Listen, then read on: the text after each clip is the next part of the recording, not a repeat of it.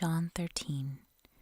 Before the Passover celebration, Jesus knew that his hour had come to leave this world and return to his Father. He had loved his disciples during his ministry on earth, and now he loved them to the very end. It was time for supper, and the devil had already prompted Judas, son of Simon Iscariot, to betray Jesus. Jesus knew that the Father had given him authority over everything, and that he had come from God and would return to God. So he got up from the table, took off his robe, wrapped a towel around his waist, and poured water into a basin. Then he began to wash the disciples' feet, drying them with the towel he had around him. When Jesus came to Simon Peter, Peter said to him, "Lord, are you going to wash my feet?" Jesus replied, "You don't understand now what I am doing, but someday you will." "No," Peter protested, "you will never, ever wash my feet." Jesus replied, "Unless I wash you, you won't belong to me." Simon Peter exclaimed, "Then wash my hands and head as well, Lord, not just my feet."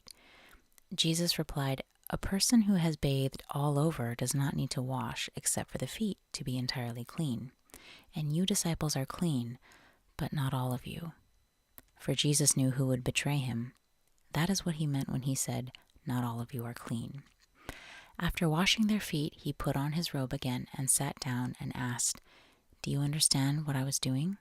You call me teacher and Lord, and you are right because that's what I am. And since I, your Lord and teacher, have washed your feet, you ought to wash each other's feet. I have given you an example to follow. Do as I have done to you. I tell you the truth, slaves are not greater than their master, nor is the messenger more important than the one who sends the message. Now that you know these things, God will bless you for doing them. I am not saying these things to all of you. I know the ones I have chosen. But this fulfills the scripture that says, 'The one who eats my food has turned against me.' I tell you this beforehand, so that when it happens, you will believe that I am the Messiah. I tell you the truth, anyone who welcomes my messenger is welcoming me, and anyone who welcomes me is welcoming the Father who sent me." Now Jesus was deeply troubled, and he exclaimed, "I tell you the truth, one of you will betray me."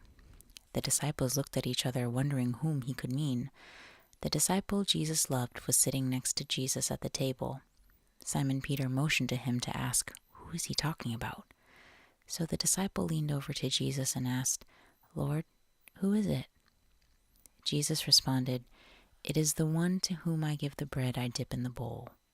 And when he had dipped it, he gave it to Judas, son of Simon Iscariot. When Judas had eaten the bread, Satan entered into him. Then Jesus told him, "Hurry and do what you're going to do." None of the others at the table knew what Jesus meant. Since Judas was their treasurer, some thought Jesus was telling him to go and pay for the food or to give some money to the poor. So Judas left at once, going out into the night. As soon as Judas left the room, Jesus said, "The time has come for the Son of Man to enter into his glory, and God will be glorified because of him. And since God receives glory because of the Son, he will soon give glory to the Son.